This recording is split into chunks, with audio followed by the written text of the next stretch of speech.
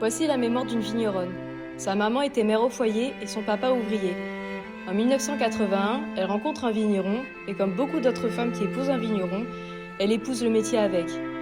Par amour, tu travailles pour ton mari et tu l'aides dans différentes tâches. Mais gratuitement bien sûr.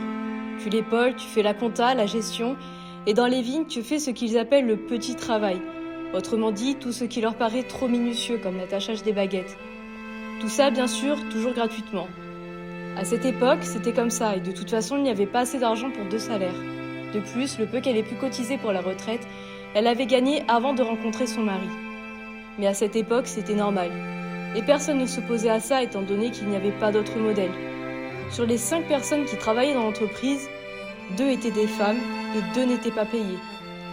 Il a fallu attendre 1991 pour qu'elle obtienne son premier statut de conjointe collaboratrice.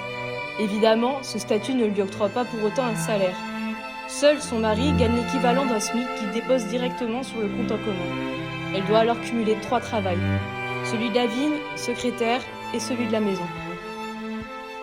C'est 17 ans plus tard que sa fille s'installe avec son frère. Elle est la première gérante femme de sa famille depuis 1464. L'obtention de ce statut, c'est grâce aux études qu'elle a effectuées.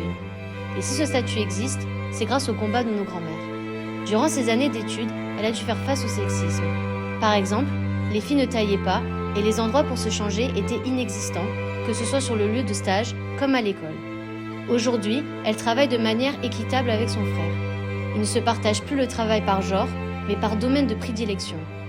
À travers des remarques telles que « Il est où le patron ?», elle constate régulièrement que la question de patronne dans le milieu agricole est encore peu ancrée dans l'imaginaire collectif. Elle fait le malheureux constat que certains vignerons n'ont toujours pas compris que les femmes ne sont ni des objets, ni à leur service. Pendant de nombreuses années, elle a eu l'impression d'avoir quelque chose à prouver, de devoir faire mieux et plus que les autres. Aujourd'hui, elle se sent légitime. Avant, la vigneronne était la femme du vigneron. C'était elle qui faisait tourner la boîte, mais sans salaire ni reconnaissance. Aujourd'hui, il y a beaucoup plus d'exemples de femmes vigneronnes. Vigneronne est un statut et à présent, elles sont prises au sérieux.